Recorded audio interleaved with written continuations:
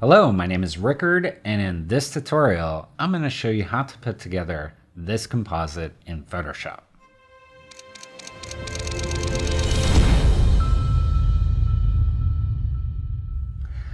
This composite is one of 3 in my Photoshop Secrets course, which is a primer on Photoshop compositing. Right now I'm offering the course for free, so if you go into the description of this video, you'll see a link to it. It includes all the assets, all the images, and all the brushes that I use in this composite, as well as the other 2. All of them are yours to use and allow you to follow along and do the steps in the tutorial as I'm doing them. Let's get started. All right, let's start again by creating a new document. I want the document to be 2000 wide by 3000, height 72 RGB. Let's make a black background. Adobe RGB square pixels. Let's hit create. All right, let's go to File, Place Embedded. We're going to start with this image here. So let's go ahead and just place that. And let's call this face. And first thing I want to do is get our wood texturing here. So let's do File, Place Embedded. And you're going to see Nucly Wood 37. So let's go ahead and place that. I'm going to rotate it like so, and then make it larger. And I do want a center guide, so I'm going to go to View. Actually, let's put this on Multiply, because it's more important that it's centered on his face than it is on the document itself. So now let's adjust this. I'm not crazy about that, so I might just get rid of that, but the rest of this looks all pretty good. So let's place this there. And let's put this back on normal. I'm going to rasterize this layer and then use my patch tool to just get rid of this right there. So let's make a selection around it and then just drag this down. Try to align 1 or 2 of the grains so it looks more realistic like that. All right, so now we're ready. Let's put this back on Multiply. And now what I want to do is I want to get the wood to kind of pattern around his face. So let's go ahead and turn this off for now. And what I'm going to do is go to Image, Duplicate, and what this does is it creates a copy of your document. So you can see I now have 2 copies. And in this copy, I'm going to throw this away. I'm going to rasterize the face, and I'm going to turn it to black and white.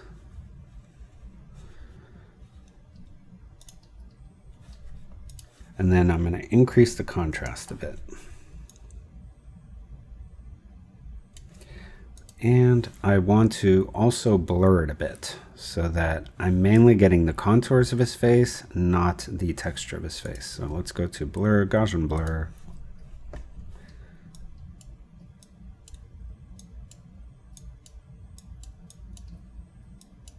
I think right around there looks pretty good. We've gotten rid of the texture, but all the contours are still there.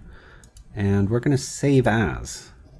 I want this to be a Photoshop document, and we're going to call it Displacement Map.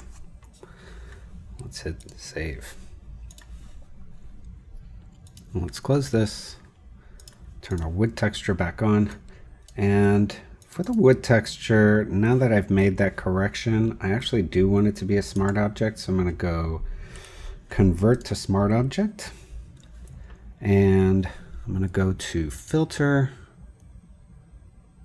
Distort, Displace. And I want the horizontal scale to be, let's start with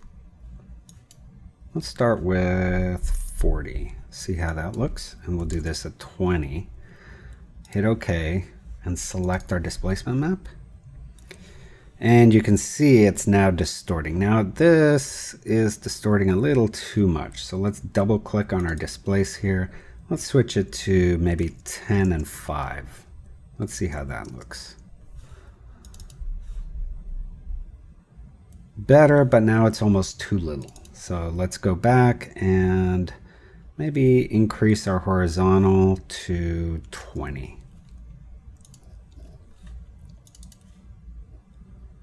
And that's quite nice. That's about the amount of distortion I want on it. We could even increase it a little more. So let's say to 30. And I'm not changing the vertical scale because I mainly want the horizontal displacement. So that's better. Almost too much. So let's go in between at 25. Okay, so now I need to make a copy of this. So I'm going to just drag it down here. And for this copy, I want it to be minus 25 so that it displaces it or distorts it the other way. And then what we're going to do is basically split these in half. So we'll just go like this and then add a mask to this one and then hold down Option and Command, and that'll copy the layer mask, and then we can take this one here and just Command I to invert the mask. So there you can see we now have the two sides and they're splitting. Now you will notice that the middle looks a little awkward, but you know what? I think we can work with this. So let's leave that there. And let's take our face here, make a copy of it. I'm going to bring it to the top and I'm going to put this on soft light. That looks pretty good. All right, next what I want to do is basically eliminate the background. So let's go ahead and turn off our wood layer so we just have him. And I'm going to go on to the pen tool.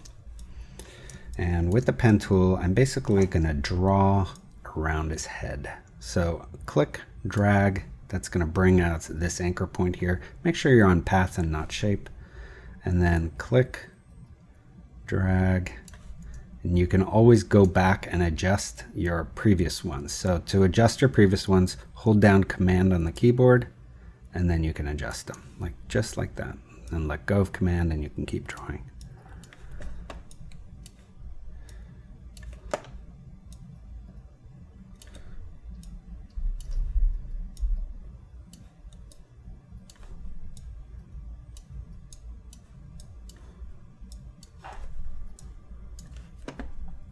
Pretty happy with that. I can go onto the arrow, select portions and adjust if I want to. Can also select anchor points if I want to and adjust those. And that's the beauty of making a selection with the pen tool, is you have so much ability to adjust it before or after to your liking. And I think on this, I might just eliminate the ears altogether, just because they're...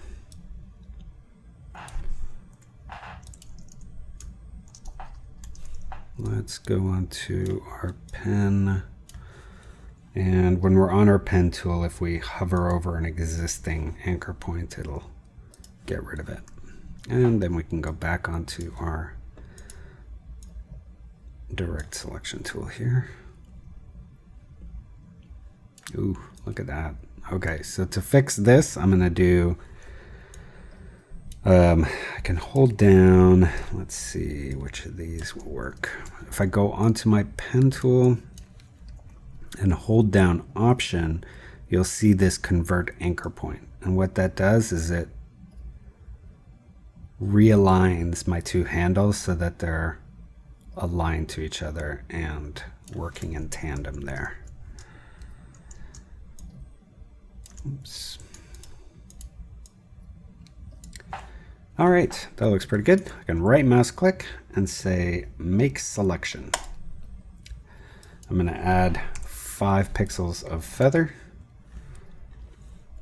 And then let's turn on these layers again, make a new layer. And I'm going to do select inverse. Oh, sorry, it's already inversed. Okay, so with the background selected, I want to fill it with black. So that's Option, Delete, or Alt, Backspace on a PC.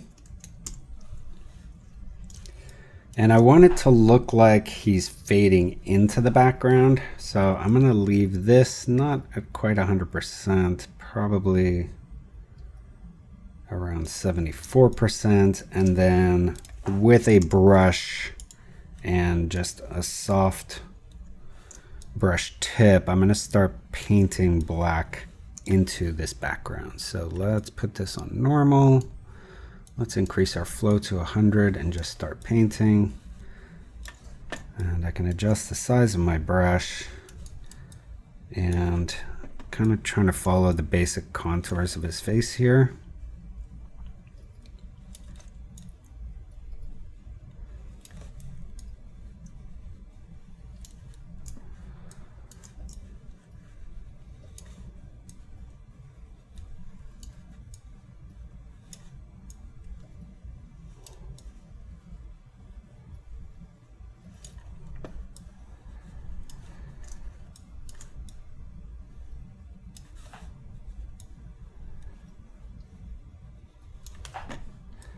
That's starting to look pretty nice.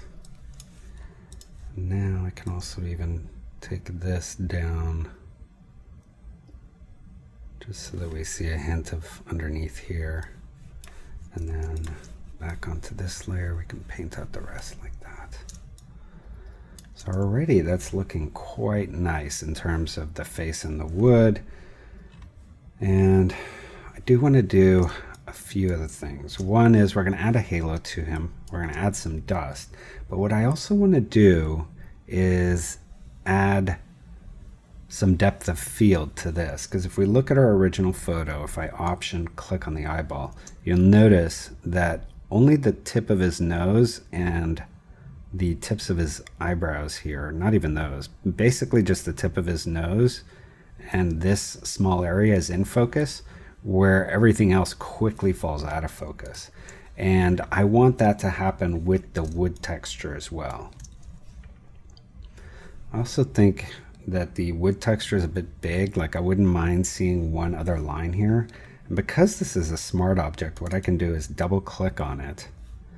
And I know I want the center to remain where it is, but I can do Command T, put this to where it's centered up right now, and then just shrink this a bit. And let's see what happens. So let's hit OK, and let's close this. And you can see there it's now updated that smart object. And let's see, maybe we can even do it more. Like that.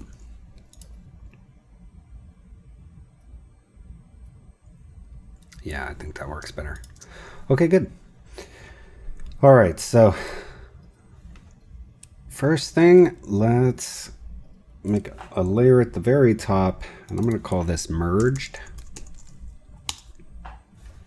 We're going to do Shift Option Command E, and that's going to make a copy of everything below into a single merged layer.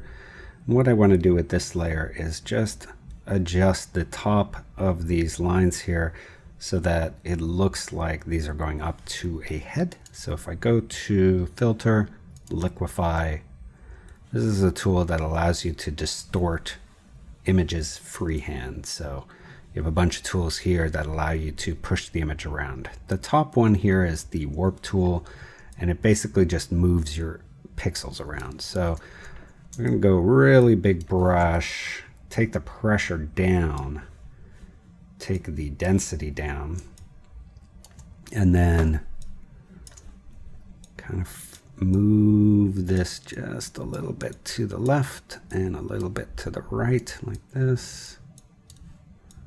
Same here, and also probably just a little bit down here as well. And let's hit OK. And you can see it's a pretty subtle change, but I do think it helps. All right, next I'm going to make a layer called Depth of Field. Here we're going to do a little trick. essentially we're going to paint a depth mask. So let's go onto our brush. I'm going to pick a pretty blaring color. So either like pink or fluorescent green.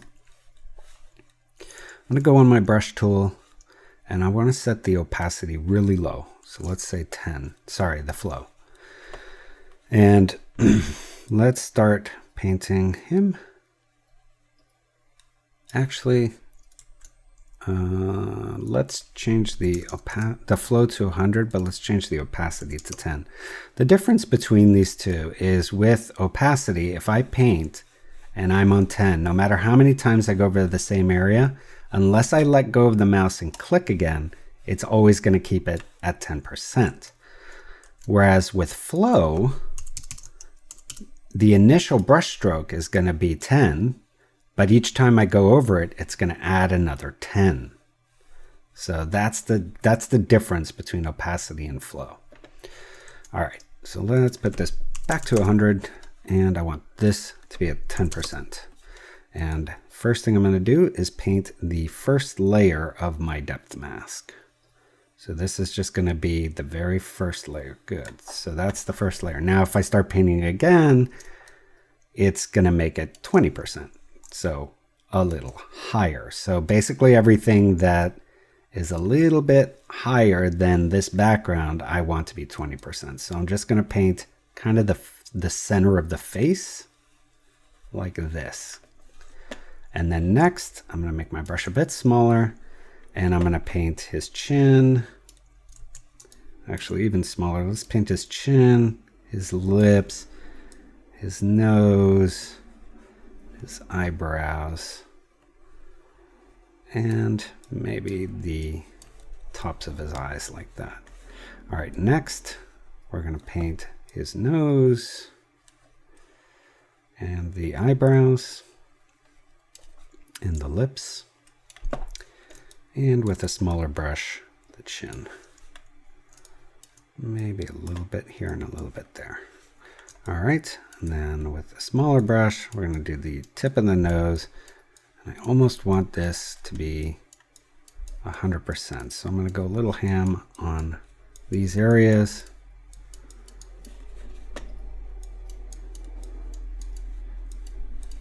Basically, the more pink it is in the final image, the more in focus that area will be. So I'm painting over the areas of the background image that are in focus more so than the rest.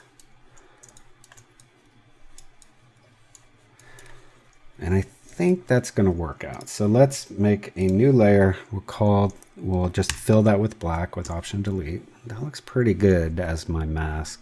These areas are a little weird, so let's go to our erase tool. Make sure we're on a nice soft 10% of brush. I'm just gonna, a few of these areas we're gonna knock back down a little bit.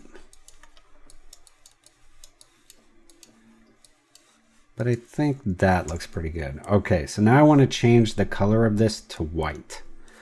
And to do that, I can actually just Option Delete with that layer if I first lock the transparency. So if I go Option Delete, it's just going to change everything to white, but because my transparency is locked, it won't fill in anything that's not already, or sorry, it won't fill in the areas of the image that are transparent. So I can unlock that, merge these two, and do Command A and then Command C. So Command A selects all, Command C copies. I'm going to go to Channel, add a new channel, and then do Command V. We're going to call this channel Depth. Okay, let's deselect. I don't need that layer anymore. And with this layer, what I'm going to do is make a copy, and we'll call this Lens Blur. And we're going to go to Filter, Blur, Lens Blur. This is a great tool, by the way. All right, so for our depth map, we want to select the channel we call Depth. And then by just clicking right here on the nose, it's going to make the nose in focus. And you'll notice that everything else is going out of focus. And you can change the amount of the focus here And you can also adjust the focal distance. If you don't want to do it by clicking, you can do it here. You'll notice that as I move this, the part of the face that's in focus is changing. But I do want the focus point to be right there. And you can also change a few other things, but this looks really good. Let's hit OK. How awesome is that? All right, good. So now what we're going to do is add our halo. So let's go ahead and make a new layer. I'm going to create an elliptical marquee. We'll just start from the center here, kind of make it how we want it to look. So probably something like that, I would say. And we'll call this layer halo. I'm going to go to Edit, Stroke. I want it to be, let's say 20 pixels. I want it to be white. Center is okay. Let's hit OK. Good. Command D for deselect. I think this looks really good.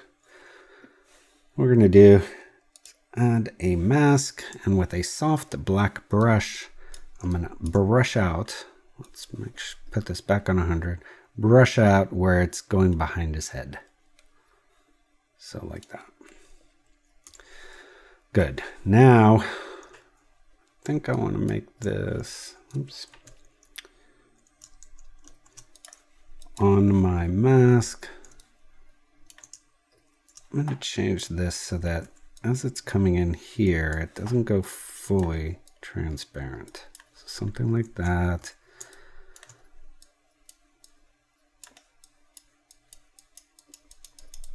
That. And like that. So that looks pretty good. It looks like it's actually going behind his head, which is what I want. Now we're going to make it glow. So let's make a copy of this layer. I can either do Command J, or I can Option drag it, or I can drag it down here. Those are all ways to make a copy. All right, we're going to apply the layer mask. So that's going to embed that information.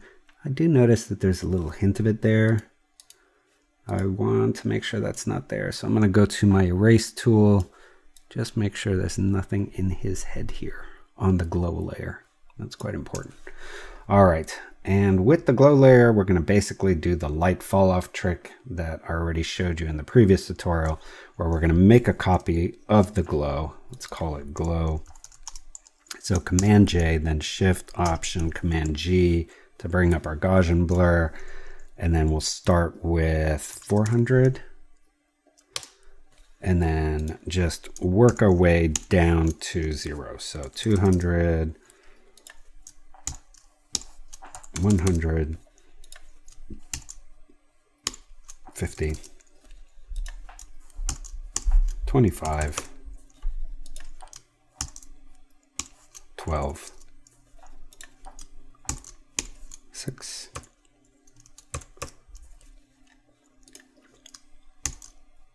and 3. And I want glow 3, 6 to be 1. So I merged those, and we'll call this small glow. And then we'll merge all these ones and call them big glow. And to merge, it's Command E on your keyboard. We're going to put this one on screen and then go Command U to bring up our hue saturation, and we're going to color it. So we're going to put the saturation to 100, the lightness to -50, and we're going to move this until we get a nice aqua color. Right around there. Looks really nice. Good. Hit OK. And I can make a copy of that. Command J if I want to make this brighter. I can't even Gaussian blur my second copy. Spread it out even more. You know, something like that. We get this nice atmosphere, and we're getting that color affecting our whole background there. That's really nice. Okay, so let's just take it down a tiny bit. And then I also want hints of this color hitting him. So I'm going to just take a brush, select this blue color, just paint over where I want that color affecting him, something like this, like that. And what we're going to do is we're going to put this on screen and then double click on the layer, and under underlying, I want to take it so that it's only affecting the highlight areas like this, and then option, split these.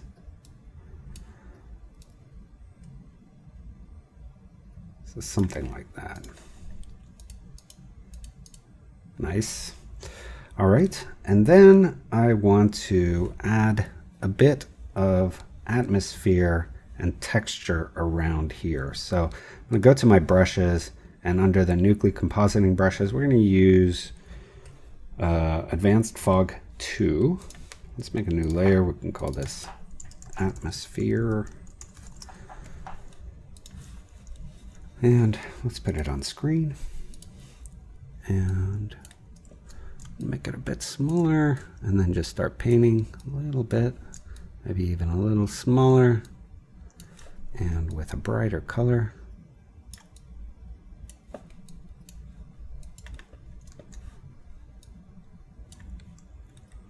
Like that.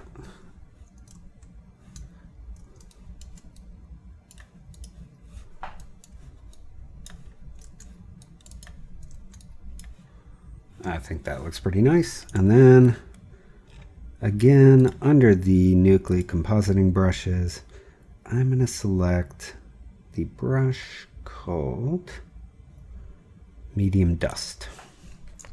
And this is going to give me some nice little spots. So I want a brighter color here. And I'm just going to paint around. You'll see these little spots appear. It just helps sell the illusion here. Kind of give the image a little bit of dust, like that. All right, good. Next, we're going to go to File, Place Embedded. You'll see a Water 22. I'm going to place that in here, like this.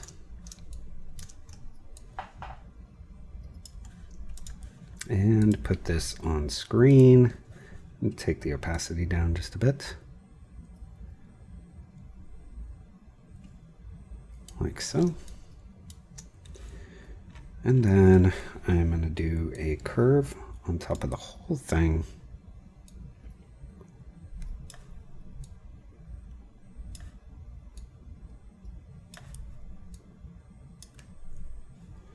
And then in the blue, I'm going to bring up the bottom, bring down the middle, like this.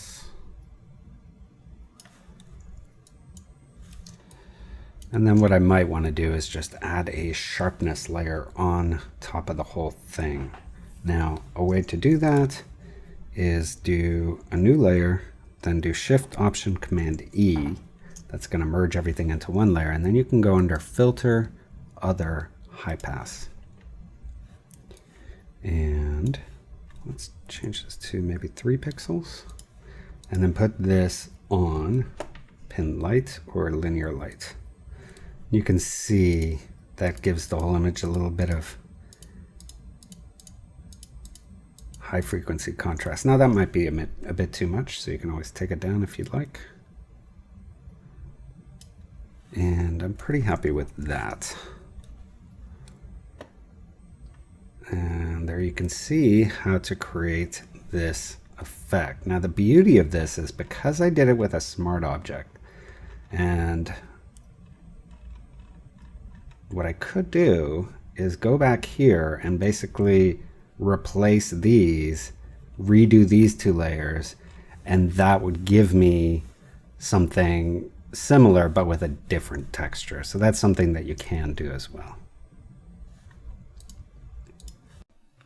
So there you have it. That completes the composite and completes this tutorial. Now you will notice that I used a wood texture from my wood texture pack, and I will include a link to that in the description as well. Wood textures are great for compositing and giving your image some texture. Also, if you want to add wood to a scene, they're great for that. Otherwise, if you enjoyed this tutorial, please subscribe to my channel, leave a like, share, turn on your notifications, do all that good stuff that helps me with some engagement and gives me an impetus to give you more tutorials like this one. All right. I'll see you next time, and until then, here are some other videos for you to check out.